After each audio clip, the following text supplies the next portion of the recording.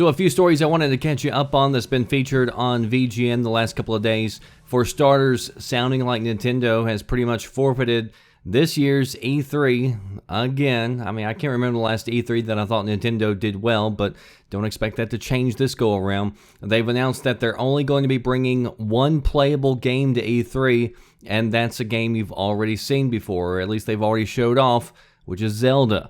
So hopefully we'll see some more. They could still, kind of blow everybody away with that game, but that's all they're bringing. Many were expecting Nintendo to hopefully show off their new console, the NX. That got pushed back. They said that they're going to show that off later this year. They'll talk about the specs and the features at a later time. They didn't set an exact date, but they did say that the NX will release in March of 2017. And they say that they're pretty much, waiting on everything else because they're wanting to kind of build up to this and have some games that are ready to launch whenever that new system does arrive.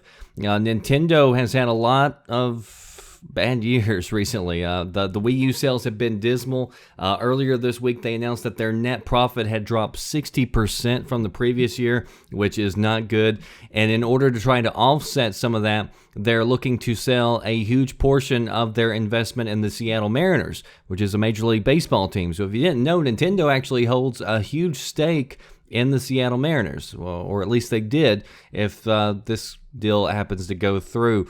Sony has revealed their earnings for the fiscal year, and while it was down in the last quarter, overall, the fiscal year had the largest profit that Sony has had in 8 years, thanks to the PlayStation division, which is now definitely one of their strongest divisions. And one little interesting factoid is the fact that PlayStation Network actually generated more revenue by itself than the entire Nintendo corporation. So kind of add insult to injury there. Again, that's due to Nintendo not having much to talk about recently, not having a lot to talk about the last few years. And again, the sales are horrible, but it also speaks to the strength of PlayStation. And of course, not only does PlayStation Network generate revenue every time you pay for your PlayStation Plus subscription, but as we've talked about in the past, you also generate income every time that you purchase anything off PlayStation Network. So if you buy a game, you buy DLC, PlayStation Network gets a portion of that money. Just a few years ago, many investors feared that Sony might be looking at bankruptcy within a few years because they had gone on for so long being in the red. But as you remember, they restructured a lot of things. They spun off a lot of companies. They spun off their PC, their TV. And so all these efforts seem to now be finally paying off, and it looks like Sony is actually starting to turn things around. Now, they didn't put out a financial projection for the next fiscal year.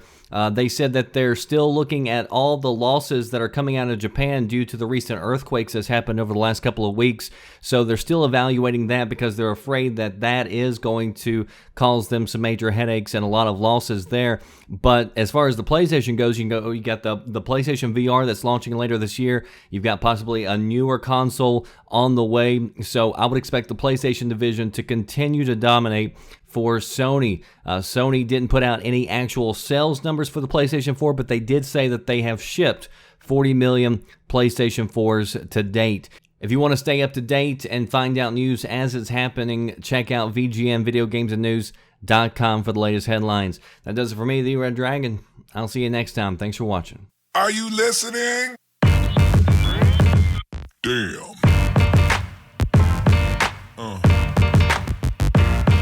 Yeah.